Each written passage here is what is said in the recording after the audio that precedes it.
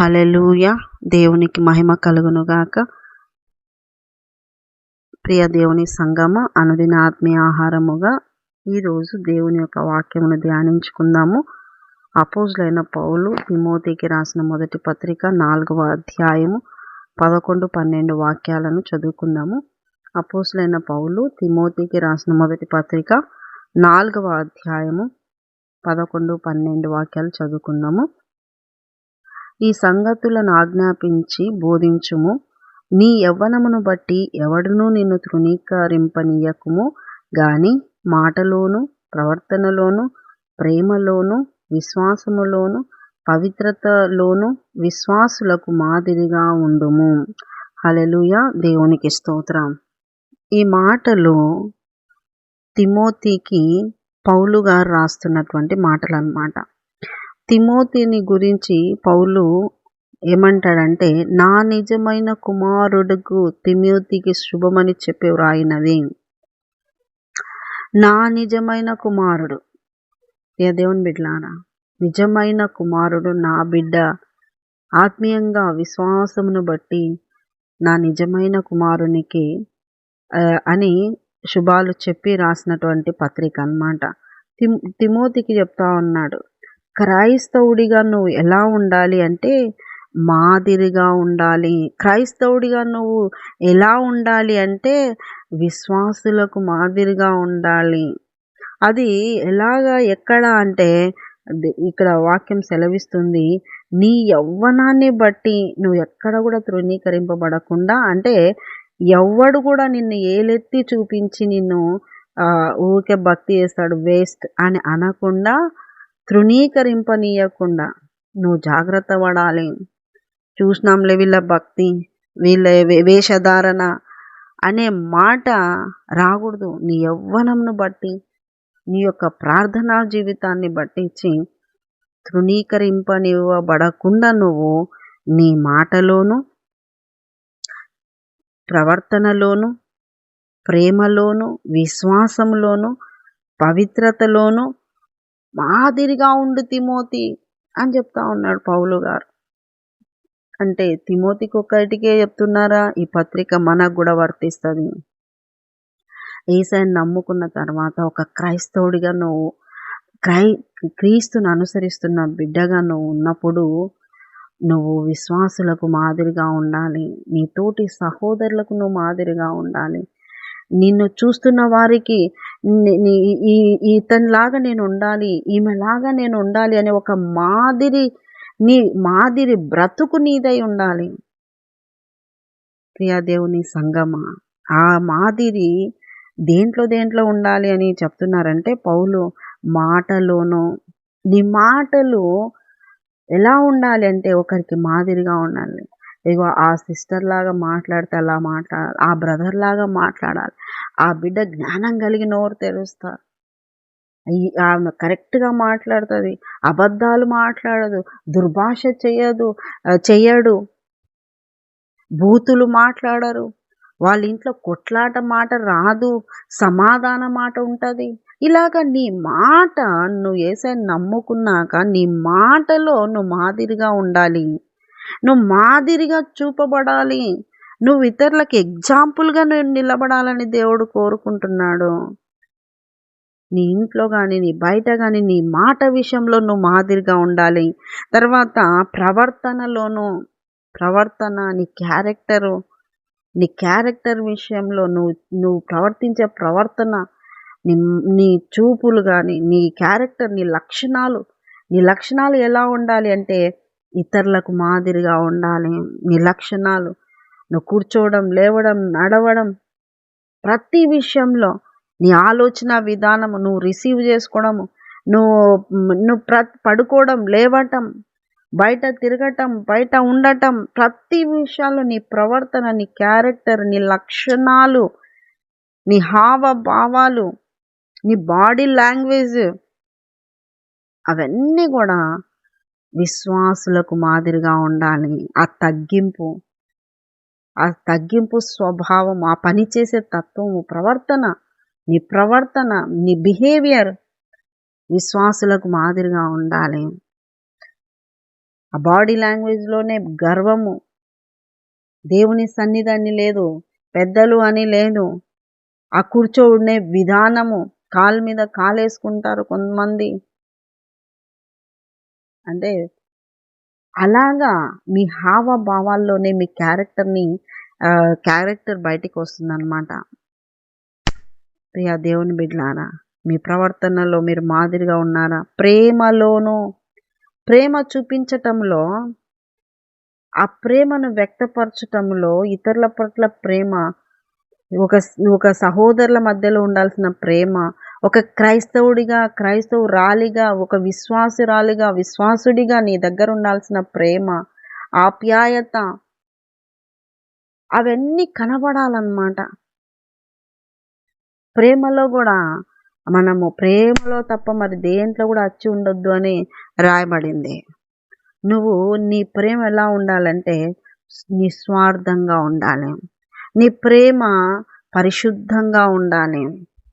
ఏదో ఒక అవసరతను బట్టించి ప్రేమించే మాట మాట్లాడడము, ప్రేమ చూపటము, లేదంటే వాళ్ళను ఒక కక్షాపూరితంగా మాట్లాడడం, కక్షాపూరితంగా చూడడం అనేది ఉండకూడదు. నువ్వు విశ్వాసులకు మాదిరికరమైన ప్రేమ కలిగిన స్వభావము నీలో ఉండాలి. తర్వాత విశ్వాసము కనపరిచే విషయంలో, నమ్మకత్వం సంపాదించే విషయంలో నువ్వు బయట గాని, సంఘంలో గాని, కుటుంబంలో గాని నువ్వు విశ్వాసము కలిగిన బిడ్డగా ఉండాలి. నీ మీద నమ్మకత్వం కలిగినటువంటి సాక్ష్యము రావాలి. మాదిరికరమైనటువంటి జీవితం నీదై ఉండాలి విశ్వాసములో. తర్వాత పవిత్రతలోను, పరిశుద్ధమైన జీవితం,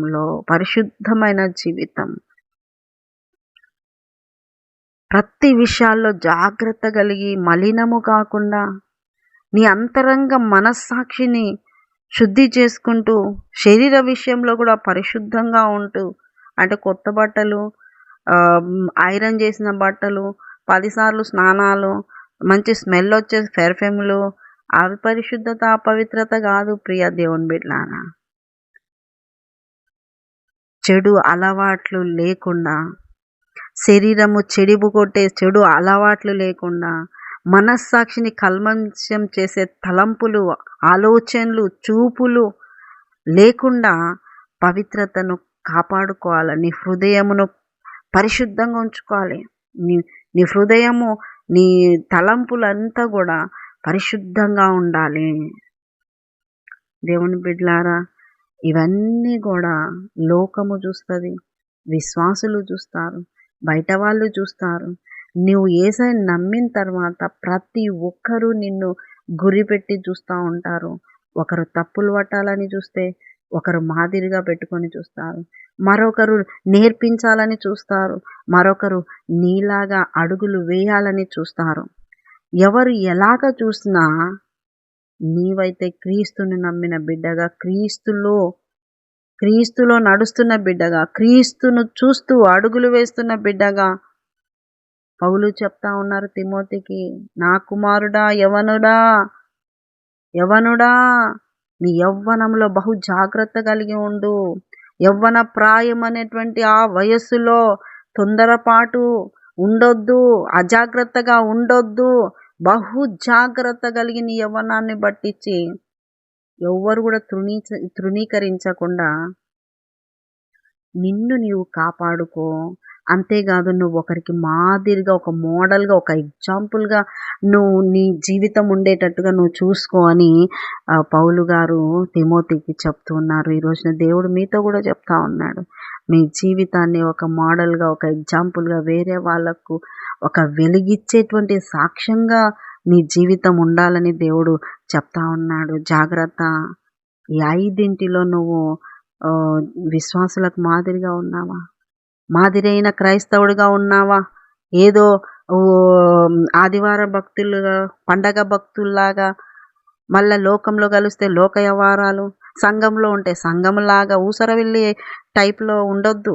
ఎటు పోతే అటు మాట్లాడుకుంటా పోవడానికి, జోకులు వేసేల కాళ్ళ జోకులు వేసుకుంటా, రంగులు చల్లుకునేటళ్ళ దగ్గర రంగులు చల్లుకుంటా, మళ్ళీ మందిరం దగ్గర పాస్టర్ల దగ్గర వినయంగా ఉండటం. ఇవన్నీ నీలో అలాగా ఊసరవిల్లి టైప్‌లో ఉండొద్దు. అటు పోతే అటు రంగు, ఇటు పోతే ఇటు రంగు వేషధారణ బ్రతుకుల్లాగా ఉండొద్దు. ఎక్కడికెళ్ళినా నీ యొక్క ప్రవర్తన ఎవ్వరు తృణీకరించకుండా మాదిరిని చూపే ప్రవర్తన కలిగి ఉండాలి.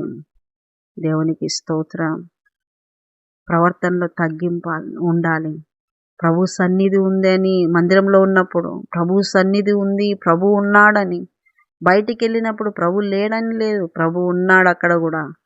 నువ్వు కూర్చోవడం, లేవడం, పండుకోవడం, మాట్లాడడం, నీ చూపులు, నీ యాక్షన్లు అన్నీ చూస్తున్న దేవుడు.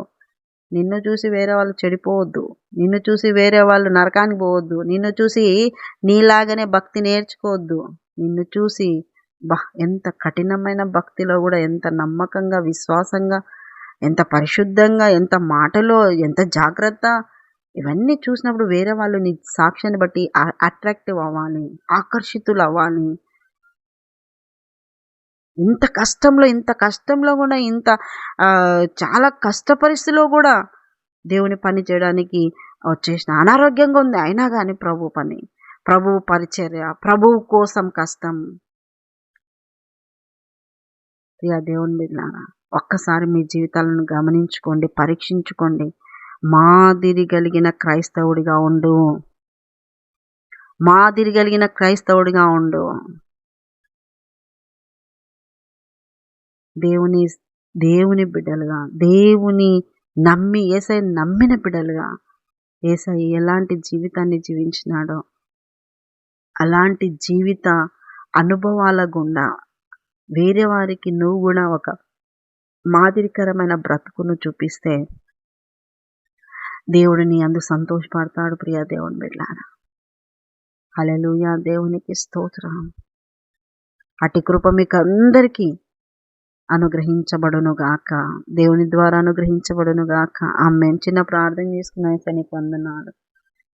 విన్న వాక్యాన్ని బట్టి ప్రభు ప్రతి బిడ్డలు గమనించుకుని వారి యవ్వన దశలో కానీ, వారి వృద్ధాప్యంలో కానీ, వారి వయస్సు ఏ వయస్సు అయినా కానీ ప్రభు, వారు క్రైస్తవులకే కాదు ప్రభు, అన్యులకు, బయటి వాళ్లకు, ఇంట్లో వాళ్లకు, చూసే ప్రతి కన్నుకు ఒక మాదిరికరమైన జీవితాన్ని కలిగిన బిడ్డగా నిలబెట్టండి తండ్రి. ప్రతి బిడ్డలను, సంఘ బిడ్డలందరినీ, విశ్వాసులను, యేసయ్య నిన్ను నమ్మిన వాళ్ళందరినీ కూడా మాదిరికరమైన జీవితాలుగా ఉండేటువంటి కృపతో నింపండి. సాక్షులుగా ఉండే కృప దయచేయండి అయ్యా. నీకే వందనాలు, స్తోత్రాలు చెల్లిస్తూ విన్నవారిని అందరినీ దీవెనతో నింపాల్సిందిగా ప్రార్థిస్తూ యేసు పరిశుద్ధ నామమున అడుగుతున్నాం మా తండ్రి. ఆమేన్, ఆమేన్. యేసు రక్తమే జయం, సిలువ రక్తమే జయం. ప్రభు యేసు నామానికి సంపూర్ణ విజయం కలుగును గాక. ఆమేన్, ఆమేన్, ఆమేన్. Good morning. Praise lord. దేవుడు మిమ్మల్ని దీవించును గాక. ఆమేన్, ఆమేన్.